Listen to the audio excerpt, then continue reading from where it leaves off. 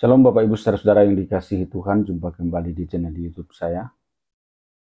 Kesempatan ini kita akan mendengarkan kesaksian dari seorang ibu muslimah, alumni Indonesian Idol. Sungguh luar biasa saudara-saudara, boleh dijamah oleh Tuhan, dipilih oleh Tuhan, yang mana ia menceritakan bagaimana perjalanan hidupnya, suka duka yang ia alami sampai ia menjadi percaya kepada Tuhan Yesus.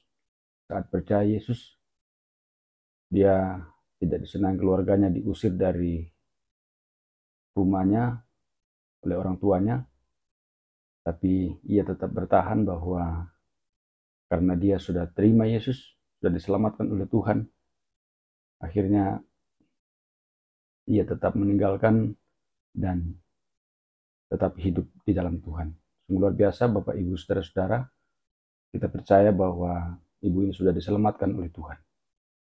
Selamat menyaksikan. Pertama-tama perkenalkan, saya dikenal sebagai Kamaya, atau dulu tahun 2005 saya pernah mengikuti ajang pencarian bakat namanya Indonesian Idol. Tadi kalau Bapak bilang saya pemenangnya, saya nggak sampai menang juara satu. Saya masuk sebagai finalis di 6 besar, dan itu udah puji Tuhan Pak. Gitu. Saya Tuhan. Ya, puji Tuhan. Ya, saya latar belakang saya dilahirkan dari keluarga Muslim. Papa saya orang Jawa, mama saya orang Banten. Ya, Muslim yang cukup moderat, dan waktu kecil saya sendiri gitu. Saya dari TK terus SD, saya disekolahin di sekolah Muslim. Dan waktu SD cuma saya sendiri yang disekolahin di sekolah Muslim sama keluarga saya, karena kalau menurut papa saya, karena saya anak tertua di keluarga saya, jadi supaya saya bisa membimbing adik-adik saya. Itu niatan papa saya seperti itu. Dan sebenarnya sekarang nih sudah hampir 9 tahun saya menerima Tuhan Yesus sebagai Tuhan dan Juru Selamat saya. Sudah cukup lama, karena tahun 2013 saya memberikan diri saya dibaptis, tapi baru sekarang ini saya memberanikan diri untuk mau untuk diundang kesaksian seperti ini untuk jangkauan yang lebih luas, ya, karena memang mungkin ini waktunya ya Pak ya, mungkin ini waktunya. Ya, amin. Amin ya. Dulu sering ditawarin, tapi saya rasa saya belum siap gitu, tapi sekarang waktunya. Nah, ya, jadi keluarga saya adalah keluarga Muslim, papa saya Muslim, mama saya Muslim, dan ya kami dididik cukup lah gitu. Kami waktu kecil juga didatengin guru ngaji, ya pendidikan cukup lah, diajarin sholat, ya. Tapi bukan, mereka itu Muslim yang cukup moderat. Mereka juga berteman dengan berbagai macam latar belakang suku dan agama. Mereka tidak membeda-bedakan. Nah, singkat cerita, papa saya itu meninggal di umur saya yang ke-11 tahun. Meninggal cukup cepat, saya masih cukup kecil pada saat itu. Dia adalah pramugara, dan dia meninggal di Jeddah Arab Saudi, karena dia waktu itu terbang haji, mengantarkan jemaat haji. Nah, beliau sempat koma di sana selama 17 hari dan meninggal di sana. Jadi kami sekeluarga, saya bersama mama dan adik-adik saya, kami semua diberangkatkan semuanya ke sana. Dan sebenarnya untuk menjemput jenazahnya untuk dibawa kembali ke Indonesia, tapi sekaligus di sana kita juga difasilitasi untuk bisa umroh. Karena kalau umroh itu kan nggak membutuhkan nggak membutuhkan hari yang lebih banyak gitu loh. Kalau ibadah haji yang membutuhkan hari yang lebih banyak, lebih panjang waktunya. Jadi kami sekeluarga kami ibadah umroh pada saat itu. Itu juga pengalaman buat saya dan keluarga saya gitu. Kemudian setelah papa saya meninggal, ya, saya dibesarkan oleh seorang single parents, yaitu mama saya. Dan umur 16 tahun, saya tuh dari kecil suka nyanyi. Jadi umur 16 tahun saya didaftarin untuk lomba nyanyi, dan puji Tuhan pada saat itu menang. Dan mulai dari situ saya mulai bernyanyi. Banyak yang mengundang untuk bernyanyi sambil sekolah, sambil membantu keuangan mama saya juga, karena pada saat itu nyanyi sudah dibayar ya. Ya, kemudian tahun 2005 saya mengikuti ajang Indonesian Idol, itu season kedua, dan ya puji Tuhan saya masuk sampai finalis 6 besar, dan itu adalah pengalaman yang cukup berharga, dan batu loncatan yang cukup baik, dan pengalaman yang cukup baik bagi saya, yang cukup berharga untuk jadi batu loncatan untuk karir saya. Dan pada saat itu yang terpenting buat saya tuh karir, membangun karir gitu loh. Jadi buat saya pada saat itu yang terpenting adalah karir dalam hidup saya. Saya ngejar karir terus Pak, setiap hari gitu kan. Kerja. Nah, singkat cerita, pada umur ke-28 tahun itu, ya saya menerima Tuhan Yesus sebagai Tuhan dan Juru Selamat saya. Pada saat itu kondisi karir saya tuh bisa dibilang lagi cukup menanjak, cukup baik. Waktu itu saya lagi menerima nominasi award untuk album saya di salah satu ajang bergengsi yaitu Emmy Awards. Terus sama ya lagu saya lagi cukup diterima lah sama masyarakat ya. Chartnya waktu itu masih zaman radio ya, belum sosial media Instagram kayak sekarang gitu. Dulu masih chartnya itu menduduki tangga-tangga teratas lah. Jadi pada saat saya meninggalkan meninggalkan agama saya yang dulu, pada saat saya mengikut Tuhan Yesus, bukannya di kondisi saya yang lagi terpuruk atau lagi apa, enggak, justru saya sedang menikmati hasil jerih lelah saya dan saya sedang menikmati karir saya. Tapi pada saat saya mengalami Yesus, itu semua mengubahkan, entah kenapa semuanya jadi nggak terlihat lebih penting daripada Yesus. Entah kenapa saya nggak ragu untuk, bahkan sekalipun saya harus kehilangan semua yang saya bangun bertahun-tahun itu, saya nggak ngerasa itu sebagai sesuatu yang rugi buat saya gitu loh. Sudah cukup kasih karunia Tuhan udah lebih besar buat saya, karena pada saat saya mengalami Tuhan Yesus, saya menemukan harta yang paling berharga yang sesungguhnya. Tapi itu juga prosesnya luar biasa, Pak. Prosesnya panjang. Jadi saya berpacaran dengan, pada saat itu ya dulu cuman ya namanya anak muda ya, berpacaran, kita nggak mikir panjang, pacaran sama seorang anak gembala. Ternyata saya juga nggak tahu awalnya. Pacaran dengan seorang anak gembala sidang, dan ini adalah suatu hal yang geger pasti buat keluarganya dia, karena bukan hal yang mudah menerima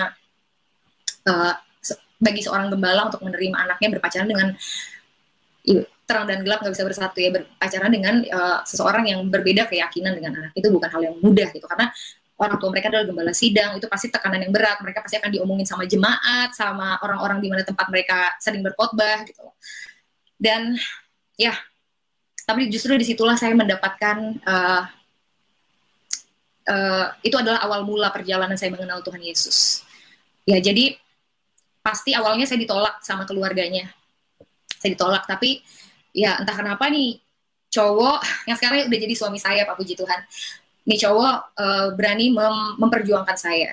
Terus dia bercerita sama mamahnya. Awalnya mamahnya juga menolak, tapi justru mamahnya menjadi salah satu orang yang paling berjasa di dalam saya mengenal Tuhan Yesus. Wow, itu luar biasa. Seharusnya dia menolak saya, seharusnya mungkin dia mengusir saya, tapi apa yang terjadi, dia justru memperkarakan itu sama Tuhan Yesus. Dia berdoa, dan kalau suaminya malah nyuruh ya jangan terima saya, tapi dia berdoa sama Tuhan, justru Tuhan bukakan hatinya. Malah dia bilang sama saya, ya saya berdoa, saya bergumul sama Tuhan, dan ya Tuhan kasih hikmat. Kalau saya nggak buka pintu untuk kamu, bagaimana saya bisa memperkenalkan Kristus sama kamu? Wow. Padahal sebagai seorang ibu gembala tentu saja itu bukan hal yang gampang, bukan hal yang mudah untuk menerima saya yang berbeda kepercayaan dengan dia, untuk masuk, dan dia memeluk saya, untuk dia merangkul saya. Dan ya mulai dari situ dia bilang dia sayang sama saya. Dia juga bilang sama saya, kalau kamu menyayangi perempuan ini, kamu harus memberitakan Yesus sama dia. Dan ya saya percaya mereka mendoakan saya begitu rupa. bertahun-tahun.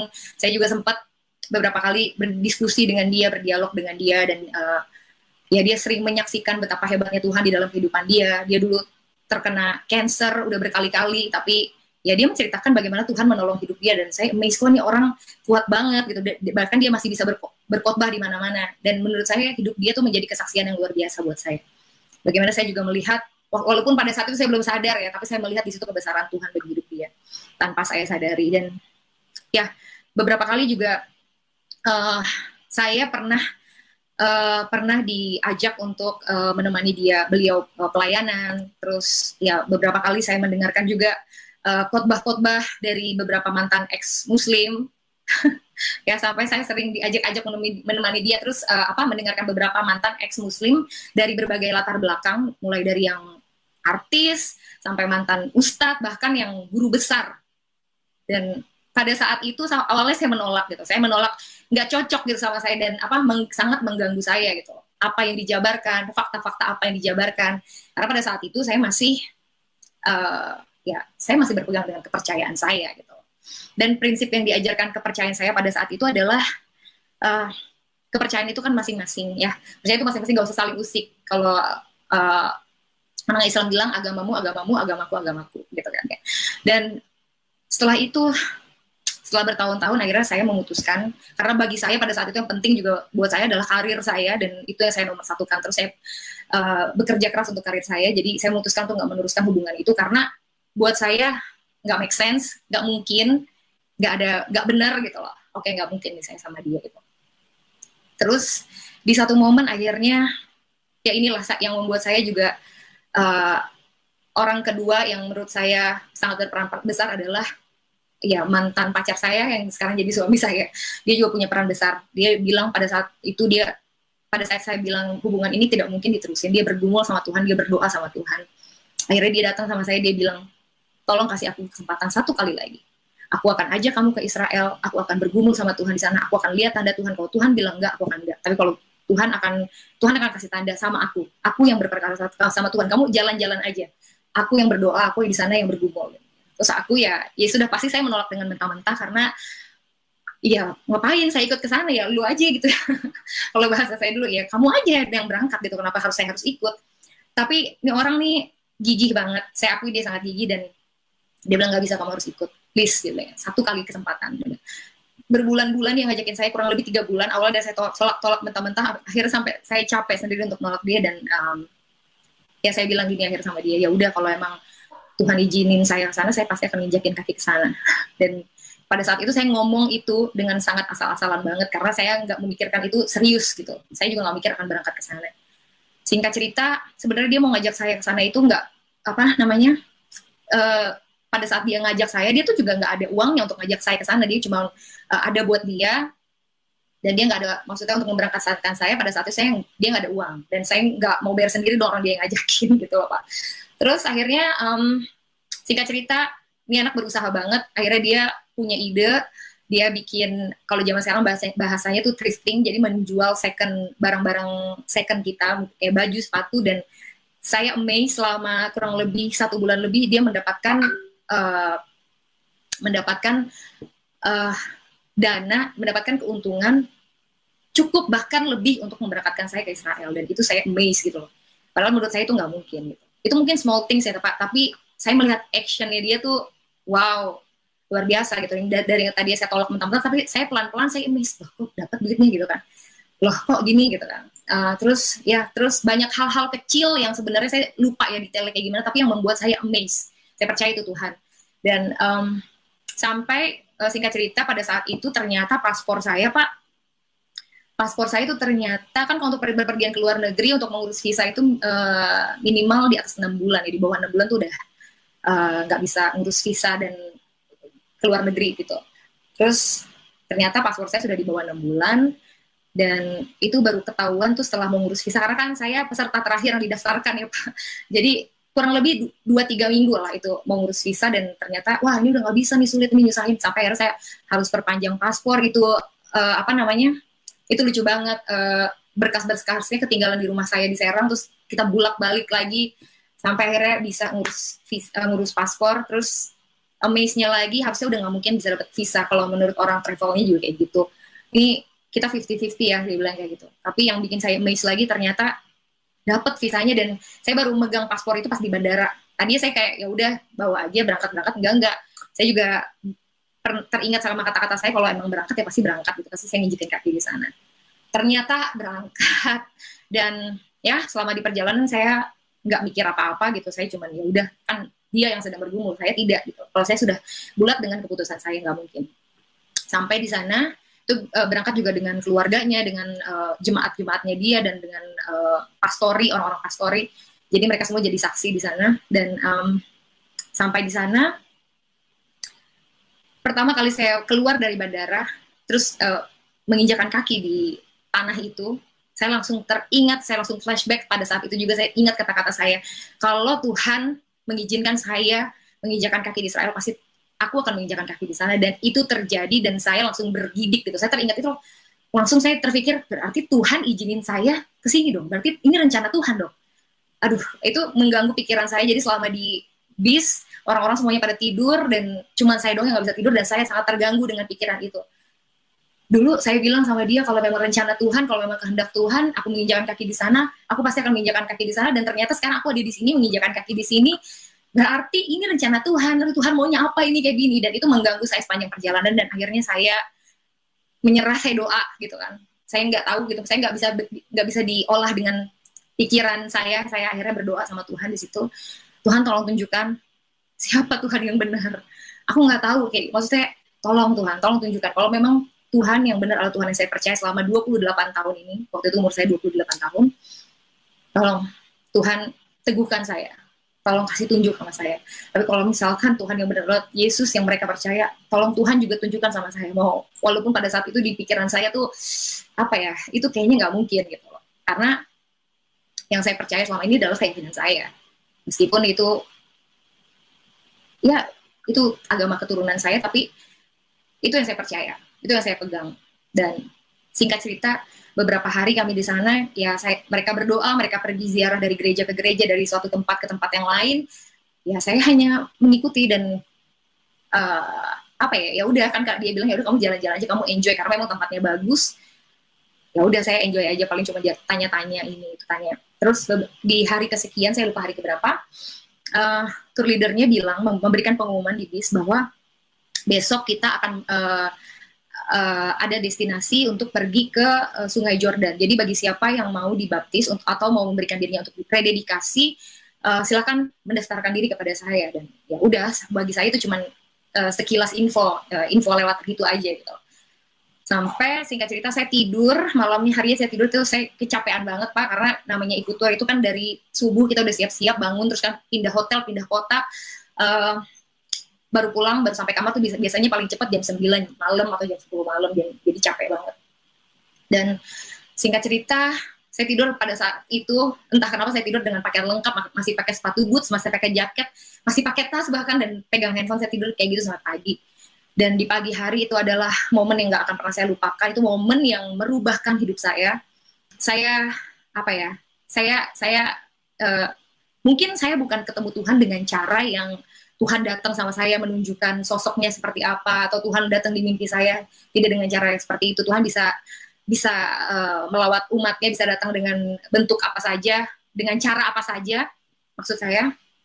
Jadi pada saat itu pagi-pagi saya belum mudeng, dibangunin sama teman saya, bangun, kita mau pergi, kita udah mau berangkat gitu. Oh iya, saya bangun dan saya mandi. Nah di kamar mandi itu adalah moment of truth, karena disitulah saya mengalami sesuatu yang mengubahkan hidup saya.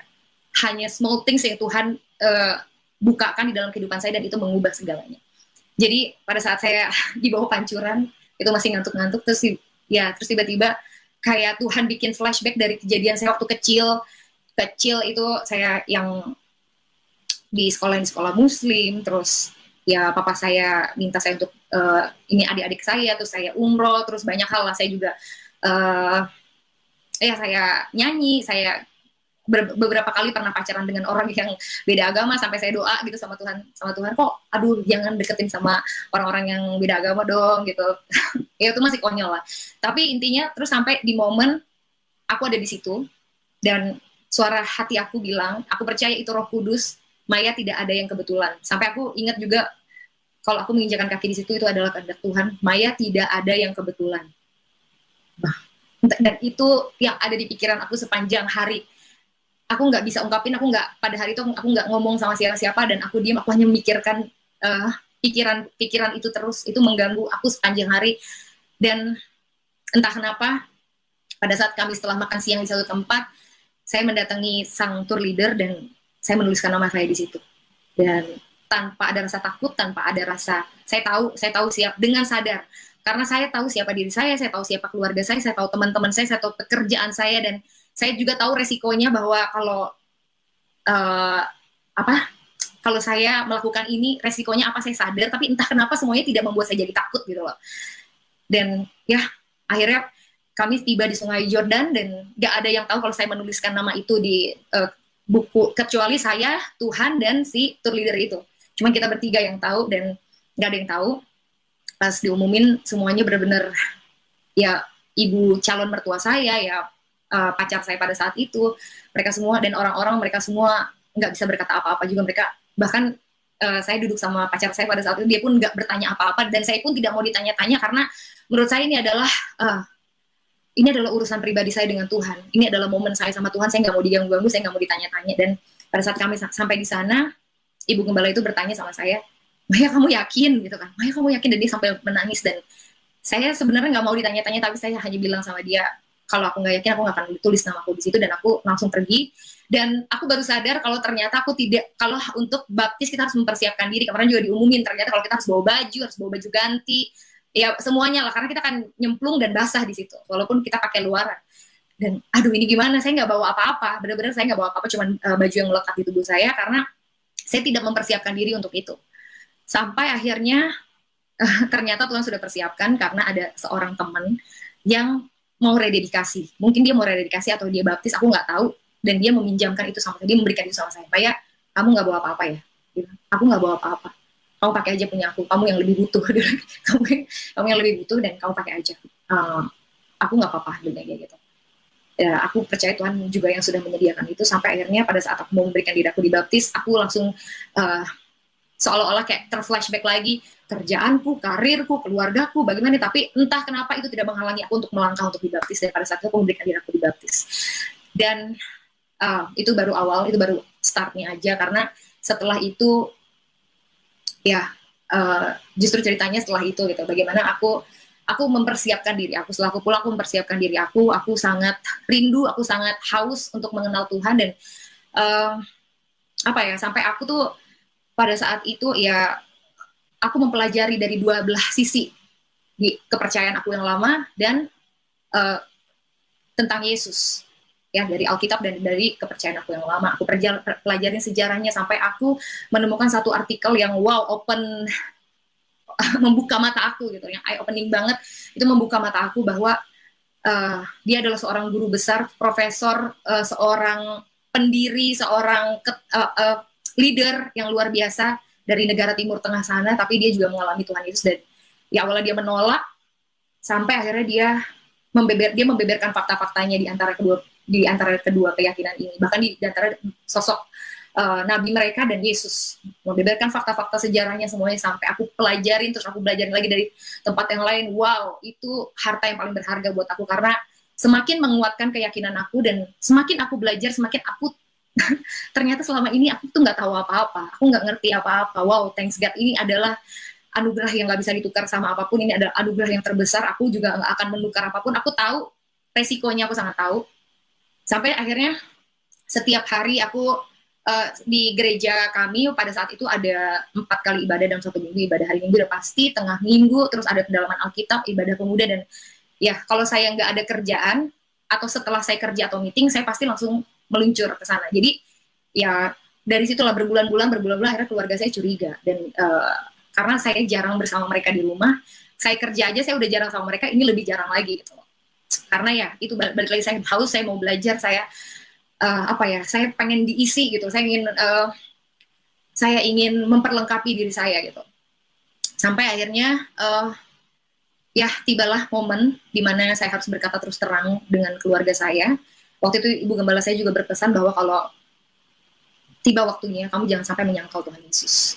Dan saya tahu hari itu akan datang, dan saya mempersiapkan diri saya sedemikian rupa sehingga pada saat hari itu datang saya tidak menyangkal Yesus. Dan puji Tuhan saya tidak menyangkal Yesus, padahal saya juga dalam hati takut banget, karena mama saya itu punya penyakit jantung dan dia sudah pasang ring, dia pernah kena serangan jantung beberapa kali. Saya takut, saya doa sama Tuhan, Tuhan tolong pada saat saya ngomong ini sama mama, kiranya jangan sampai dia kena serangan jantung, kan nanti konyol gitu. Maksudnya pasti aku percaya kuasa Tuhan dinyatakan, dan puji Tuhan pada saat saya menyatakan itu, yang penting dia gak kena serangan jantung, dan tidak terjadi ya. Tapi dia marah, dia mengungkapkan kemarahannya dengan kata-kata udah pastilah, kata-kata yang gak enak didengar. Dan singkat cerita, ya dia juga pernah menemukan Alkitab di dalam lemari saya, adik-adik saya juga, ya kecurigaan mereka tuh sudah semakin bertumpuk, sampai akhirnya dia menanyakan, kamu jadi Kristen sekarang?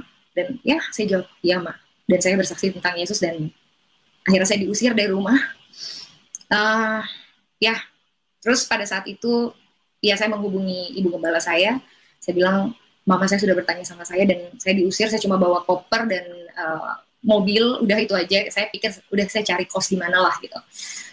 Tapi ibu gembala saya bilang pada saat itu, kalau kamu tinggal di kos, kamu sendirian, kamu pasti stres banget, karena pada saat itu juga di sosial media semua teman-teman yang begitu banyak ternyata jadi nggak punya teman sama sekali. Saya benar-benar sendirian. Tuhan izinkan saya untuk merasakan itu sendirian. Saya cuman pada saat itu saya cuma mengandalkan Tuhan.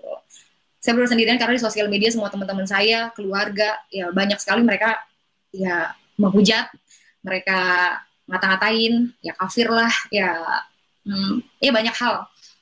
Pakai ya banyak ayat-ayat juga ditulis sama mereka untuk menyindir saya, dan saya sampai off dari sosial media pada saat itu. Saya break dulu karena saya tahu kalau saya ngeliatin itu pasti saya nggak kuat gitu, pasti saya jadi lemah. Lebih baik saya fokus untuk diri saya dan Tuhan dulu. Ya, dan pada saat itu Ibu Gembala bilang sama saya untuk, Maya lebih baik kamu tinggal di pastori, karena di pastori itu banyak kakak-kakak pastori, kamu tidur di kamar perempuan bareng-bareng sama mereka supaya kamu nggak sendirian. Dan kalau kamu sedih, kalau kamu apa, kamu mau lebih baik kamu mengisi hari-hari kamu dengan kamu belajar tentang Tuhan, sehingga kamu nggak fokus sama masalah kamu. Dan ya awalnya saya menolak karena aduh gak enak dong masa saya tinggal di pastori gitu kan. Tapi benar juga kalau saya tinggal sendiri itu pasti akan saya makin lemah gitu, bukan karena kepikiran masalah saya kanan tembok kiri tembok. Lebih baik ya udah di sana ada kakak-kakak yang bisa saya belajar banyak sama mereka, saya bisa sharing sama mereka, mereka bisa mengajarkan pelayanan sama saya, bla bla bla. Sampai akhirnya ya udah, akhir singkat cerita saya tinggal di pastori dan saya belajar banyak, saya melayani Tuhan. Singkat cerita lagi, akhirnya pacar saya melamar saya, dan satu pesan mamahnya, kita harus tetap menghormati orang tua, kita harus meminta izin dan restu dari beliau. Dan ya buat saya pada saat itu yang terpenting adalah restu orang tua, karena kalau dia merestui aja itu udah mujizat, karena paling tidak kita datang untuk meminta izin dari beliau. Dan saya sendiri, saya jujur saya ketakutan karena saya takut nanti calon suami saya bakalan diapa-apain gitu loh. Saya takut banget, tapi puji Tuhan dia cuma bilang sama saya, jangan takut, kita berdoa dulu sebelum datang. Jujur saya malah saya yang takut, dia kok ngeliatnya biasa-biasa aja gitu kan. Ya tapi puji Tuhan, Tuhan tolong. Justru yang terjadi adalah pada saat itu kita bisa makan bersama dengan mama, dan wow, itu amazing banget. Itu saya berbulan-bulan gak ketemu dengan beliau.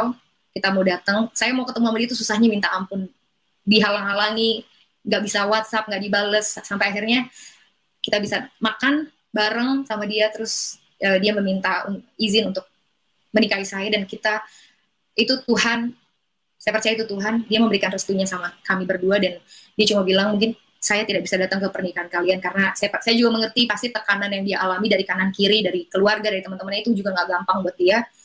Ya, tapi dengan mengantongi restu itu udah mujizat, itu udah puji Tuhan. Dia pun bercerita sama saya bahwa sebenarnya ada berbagai ancaman buat saya. Maksudnya ada berbagai macam ya ada orang-orang yang mau mengancam kita, tapi ya dari pihaknya dia. Terus dia bilang sama kita, itu dari mulut dia sendiri yang cerita. Tapi dia bilang jangan, bagaimanapun itu anak saya gitu. Sampai akhirnya dia pingsan dan itu nggak terjadi gitu, dan kita nggak kenapa-kenapa. Dan saya percaya sekali lagi itu adalah Tuhan. Dan waktu itu sampai ya kita pengen asilumkan ke Amerika, tapi enggak lah, saya percaya nggak perlu sampai kayak gitu-gitunya. Ya pasti Tuhan tolong. Ya singkat cerita, kami menikah tanpa dihadiri oleh satupun dari keluarga saya. Dan ya puji Tuhan, saya juga masih belum bisa ketemu sama mama saya. Kami juga tadi setelah menikah pengennya tuh nggak langsung punya anak, pengennya setahun kemudian gitu, karena kita mempersiapkan ini. Dan itu saya juga waktu itu kan nggak kerja. Oh ya, saya juga belum cerita. Jadi pada saat itu begitu orang-orang tahu status saya sebagai pengikut Kristus, dan saya meninggalkan agama saya yang lama, tidak ada orang yang mau mengajak saya bekerja sama lagi. Dan saya tahu itu resiko. Jadi saya sudah sadar. Jadi pada saat itu terjadi, saya tidak mempermasalahkan itu. Bahkan ya tadi saya sudah bilang kalau dulu itu adalah hal yang terpenting buat saya. Itu adalah hal yang selalu saya pikirin, yang penting banget, yang saya kejar-kejar terus. Kalau setelah saya menemui Kristus, setelah saya mengalami Kristus, entah kenapa itu bukan terlalu penting, bukan menjadi hal yang terlalu penting buat saya. Jadi setelah saya menikah, ya saya bingung saya mau ngapain gitu kan. Jadi nanti deh kita punya anak tahun depan aja gitu, sambil mempersiapkan aku ngapain ya, aku nggak kerja gitu. Sampai akhirnya ternyata Tuhan berkehendak lain. Saya dua bulan menikah, saya punya anak, hamil, dan di tahun depannya kami memiliki anak. Dan puji Tuhan, ternyata ada rencana Tuhan di balik itu. Ya hati oma mana lah, hati oma opa mana gitu, hati nenek dan kakek mana yang tidak dulu melihat cucunya, ternyata itu rencana Tuhan. Dan pada saat melahirkan, mama saya ada di situ, dan setiap saya melahirkan mama saya selalu ada menemani saya, dan hubungan kami perlahan-lahan mulai pulih. Dan bahkan mama saya, kami sudah sering saling menjenguk, bahkan menginap di tempat saya, dan itu udah hal yang amazing banget.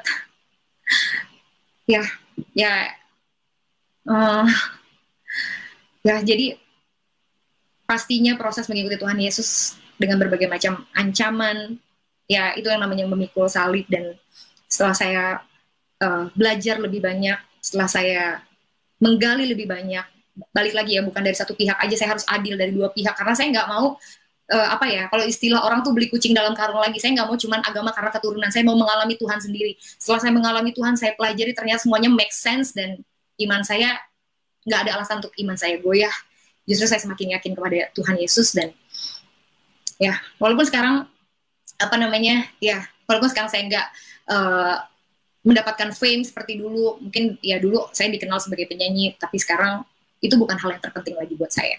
Sekarang saya adalah seorang pelayan Tuhan, saya dan suami saya adalah pelayan Tuhan. Puji Tuhan, kami melayani di gereja kami. Suami saya sekarang pendeta muda di gereja saya, dia berkhotbah juga di hari Minggu, dia juga musisi, dia main band juga, dia juga seorang produser. Dan saya sebagai ibu rumah tangga dari 3 orang anak yang diberkati Tuhan, dan saya melayani Tuhan. Puji Tuhan, saya ya pastinya saya menyanyi ya, saya worship leader, dan saya juga saya pernah mengikuti kelas untuk seni berkhotbah, dan itu puji Tuhan saya lulus. Kalau mungkin nanti kalau ada kesempatan, karena anak saya masih kecil-kecil, tadi saya mau ambil kelas teologi gitu, tapi karena anak saya masih kecil-kecil, jadi kayaknya belum waktunya. Jadi ya, tapi saya tapi tidak menghentikan kita untuk belajar. Kita bisa belajar dari mana aja, sampai kesempatan itu tiba kita bisa belajar dari mana aja. Dan ya, saya juga berkhotbah di kaum kecil seperti kaum ibu atau kaum pemuda. Ya, puji Tuhan, kami berdua sama-sama melayani Tuhan. Dan kami juga masih tetap berkarya. Kami punya band namanya Kamaya and Mr. Postman. Di band itu kita menyampaikan kasih yang universal. Dan dulu juga bukan orang yang percaya, saya juga pengen semua orang merasakan kasih Tuhan. Jadi kami membuat band itu dengan salah satu sahabat kami, dan liriknya positivity dan uplifting, yang mudah-mudahan bisa memberkati untuk semua yang mendengarkan juga. Ya, itu kira-kira singkatnya dari cerita saya. Luar biasa saudara-saudara kesaksian dari ibu ini. Semoga dapat memberkati kita. Ada banyak pelajaran-pelajaran rohani yang bisa kita petik di sana, supaya kita pun semakin kuat, semakin bertumbuh dalam Tuhan. Dan kita berharap supaya kita juga dipakai oleh Tuhan untuk menjadi saluran berkat bagi banyak orang. Ada banyak orang yang diselamatkan melalui kita. Jangan lupa terus dukung channel ini dengan cara like, subscribe, dan share, supaya saudara terus mendapat notifikasi video-video terbaru dari saya, dan terlebih channel ini akan terus berkembang ke depan dan menjadi saluran berkat bagi banyak orang. Tuhan Yesus memberkati.